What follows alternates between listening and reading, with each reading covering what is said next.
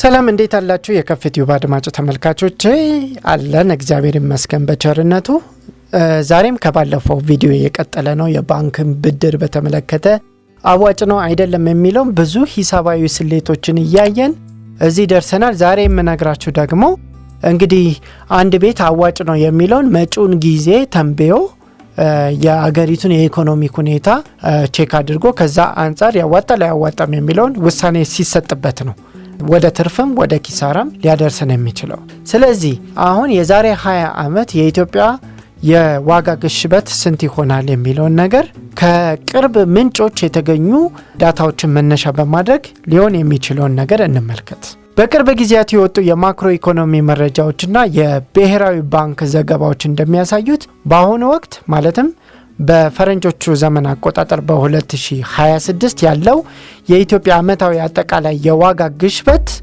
የሆነ ሰዓት ላይ ወደ ነጠላ አሃዝ አውርደናል የሚል መግለጫ ሰጥቶ አሁን ላይ ደግሞ ወደ 13 ከፍ ብሎባቸዋል ይህ በእንዲህ እንዳለ ግን ምንም እንኳን የምግብ ነክ ያልሆኑ ዕቃዎች የዋጋ ግሽበት በየወሩ የተወሰነ መወዛወዝ የሚያሳዩ ቢሆንም በቅርቡ ከተደረጉት የውጭ ምንዛሬና የፋይናንስ ፖሊሲ ማሻሻያዎች አንፃር ከዚህ ለውጥ ጋር ተያይዞ የዋጋ ግሽበቱ ቀስ በቀስ የመረጋጋት አዝማሚያ ሊኖረው እንደሚችል ባለሙያዎች ገምተዋል ስለዚህ ለ20 ዓመታት በአማካይ ስንት ሊሆን የሚችላል የሚለውን ሲገመት በባለሙያ እይታ ለ20 ዓመት ያህል የረጅም ጊዜ የዋጋ ግሽበት በትክክል መተንበይ በዓለም አቀፍ ሁኔታዎች በአገር ውስጥ የምርት እድገትና በፖሊሲ ለውጦች ምክንያት አስቸጋሪ ቢሆንም የሀገሪቱ ታሪካዊ መረጃዎችና የወደፊት የኢኮኖሚ አቅጣጫዎች መነሻ በማድረግ በሁለት ምዕራፎች ከፍለን መመልከት እንችላለን የመጀመሪያው የአጭርና የመካከለኛ ጊዜ ማለትም ከ1 እስከ 5 ዓመት ውስጥ ያለውን ጊዜ እንመልከት ምክንያቱም አዲስ የመዋቅርና የገበያ ማሻሻያ መደረጉን እንዳትረሱ ስለዚህ እነዚህ በሚተገበሩበት በዚህ ወቅት ገበያው ሙሉ በሙሉ እስኪረጋጋና የውጭ ኢንቨስትመንት እስከሚጨምር ድረስ የዋጋ ግሽበቱ በአንጻራዊነት ከፍ ብሎ ሊቆይ እንደሚችል ብዙ የኢኮኖሚ ባለሙያዎች ይገምታሉ ከ6 እስከ 15 ባለው ጊዜ ደግሞ መጠነኛ ቅናሽ ተደርጎ የሀገሪቱ የማክሮ ኢኮኖሚ መሰረት ጥሎ የተሻለ የሀገራዊ ጥቅል ገቢ ምርትን ሊያስገኝ ስለሚችል አንጻራዊ የዋጋ ግሽበት መረጋጋትንም ሊያሳይ ይችላል ተብሎም ይጠበቃል ከዛ በኋላ የሚኖረው ግን ከ7 እስከ 13% ባለው የሀገሪቱ ኢኮኖሚ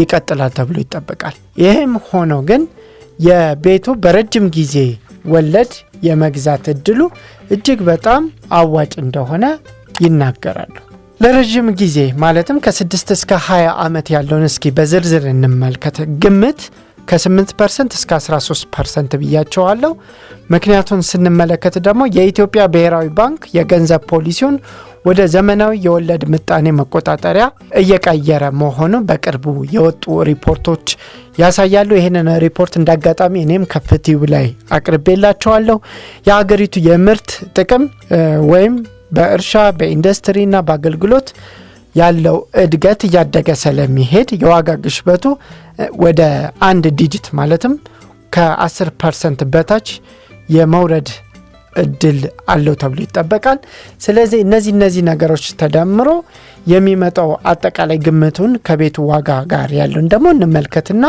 የዛሬውን ቪዲዮ ላጠናቅቅ የ20 ዓመት አማካኝ አጠቃላይ ግምትን ስንመለከት ሊሆን የሚችለው የቅድሙን አቬሬጅ ስንይዝ ባለፉት 20 ዓመት የነበረው የኢትዮጵያ ታሪካዊ አማካኝ ከ15 እስከ 20 የነበረ ነው ፐርሰንት ነው የዋጋ ግሽበቱ እና የወደፊት የማክሮ ኢኮኖሚ ማሻሻያዎች ንጽጽርን አካተን የሚቀጥሉት 20 ዓመታት ሀገራዊ አማካኝ የዋጋ ግሽበት በ12 እና በ16 መካከል ይሆናል ተብሎ ይጠበቃል ከዚህ በላይ ከሆነ ግን እጅግ በጣም አትራፊ ይሆናል በዚህ መካከልም ቢሆን አትራፊነቱን አይጎዳውም ይህ በብድሩ አዋጭነት ላይ የሚያመጣውን ተጽዕኖ እንመልከት ለምሳሌ በ14% እንኳን አማካኝ ቢሆን ለምሳሌ አማካኝ የዋጋ ግሽበቱ ከቀደመው በምሳሌያችን ካየነው ከ14% እንኳን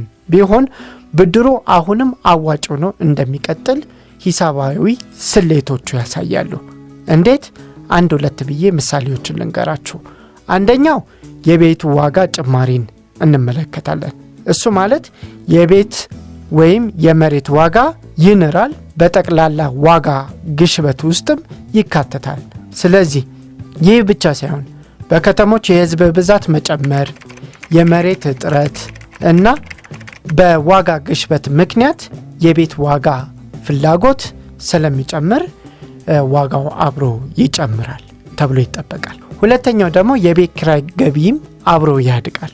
ስለዚህ የኪራይ ዋጋው በየአመቱ ከዋጋ ግሽበቱ ጋር እኩል ተያይዞ ስለሚጨምር የባንኩ ክፍያ 158190 ብር ቢሆንም ይሄ ግን ቋሚ ሆኖ ስለሚቀጥል የቤቱ ዋጋ ግን ኪራዩ በየአመቱ እየጨመረ ስለሚሄድ በዚህ መሰረት አዋጭ ሆኖ ሊቀጥል ይችላል። በመጨረሻ ታዲያ አሁን የተነጋገርንበት በጣም ስኬታማ እንዲሆን ምን አይነት ብድሮችን ነው መውሰድ ያለብን የሚለው ነገር በደንብ እንመልከትና እናጠናቀቅ።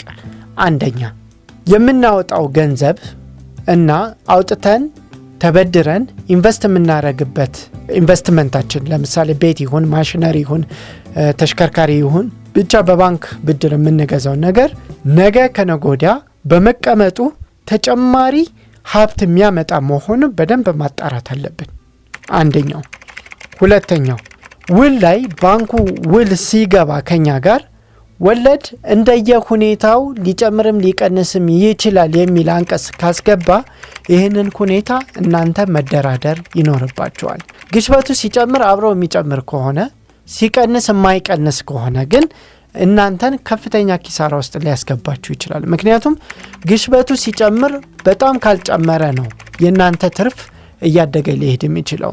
ነገር ግን ግሽበቱ ሲጨምርም አብሮ ወለዱን የሚጨምር ከሆነ በጣም ከፍተኛ የሆነ ስቃይ ውስጥ ሊያስገባችሁ ስለሚችል ውላችሁ ላይ የሚኖረውን ነገር ጥንቃቄ ማድረግ ያስፈልጋል። ሌላው ቤት ስትገዙ ነገ ከነጎዲያ አከራይታችሁ በጥሩ ትርፍ ከሆነ ለመኖር ያሰባችሁት የምትገዙበት ቦታ በጣም ወሳኝ ነው።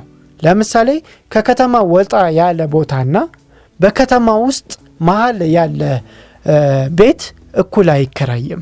ስለዚህ መሃል ከተማ ላይ በጥሩ ስታንዳርድ የተገዙ ቤቶችን በዚህን ያህል ገንዘብ ብድር ተበድራችሁ ብገዙ ነገ ከነጎዲያ ቢሸጥ እዳችሁንም መልሶ ትርፍ ታገኙበታላችሁ።